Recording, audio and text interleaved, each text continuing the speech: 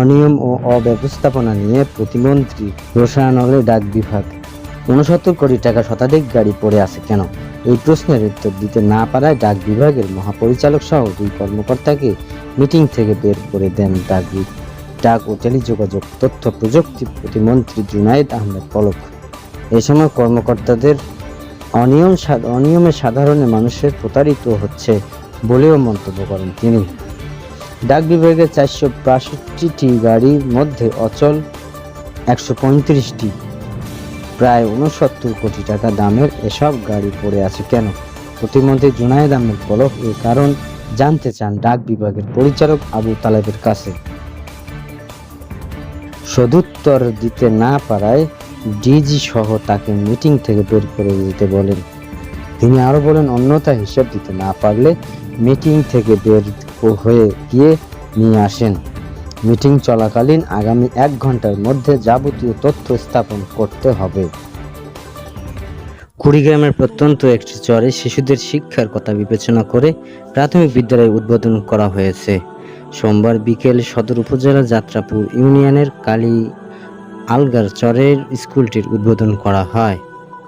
এ সময় সদর উপজেলার সকল অধিদপ্তরের অফিসারদের উপস্থিতিতে চরের বাসিন্দাদের ভিন্ন ফলের 500টি চারা বিনামূল্যে বিতরণ করা হয়। এছাড়া শিশুদের মাঝে গল্পের বই ও খেলাধুলার সরঞ্জাম দেওয়া হয়। কালীগঞ্জ আলগাচরের বাসিন্দারা রহিম মিয়া বলেন, আমাদের এখানে কোনো স্কুল ছিল না, যার ফলে আমাদের সন্তানরা পড়াশোনা করতে পারত না। যোগাযোগ ব্যবস্থা ভালো না থাকার কারণে দূরের স্কুলে যেতে ছেলে মেয়েদের পাঠানো যেত না। এখানে বিদ্যালয়টি চালু হওয়ার চরের সবাই অনেক আনন্দিত।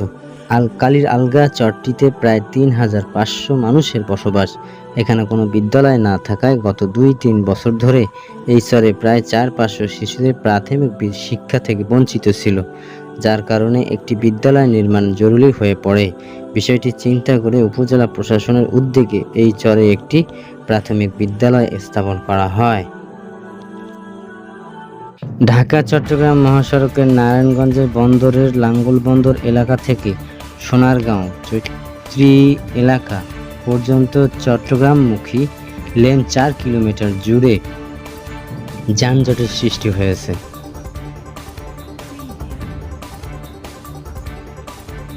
চট্টগ্রাম মহাসড়কে সরজমিনে গিয়ে এমন দৃশ্য দেখা যায়। এক যাত্রী বলেন, যানজটের কারণে লাঙ্গলবন্দর ব্রিজ থেকেই গাড়ি আর সামনের দিকে যাচ্ছে না। কখন নাগাদ গন্তব্যস্থলে যেতে পারবো জানি না। ঘটনার সত্যতা নিশ্চিত করেছে কাঁচপুর হাইওয়ে থানার ওসি জাউল হক। তিনি বলেন, ভোরের দিকে মহাসড়কের চৈত্রী এলাকায় একটি গাড়ি বিকল হয়ে যায়। এই কারণে মহাসড়ককে যানজট চলাচলের বাধার সৃষ্টি হচ্ছে। তবে এরই মধ্যে রেকার দিয়ে ওই বিকল গাড়িটি সরিয়ে নেওয়ার চেষ্টা করা হচ্ছে। এই যানজট সাময়িক সময়ের জন্য, আশা করি খুব শিগগিরই যানজট চলাচল স্বাভাবিক হবে।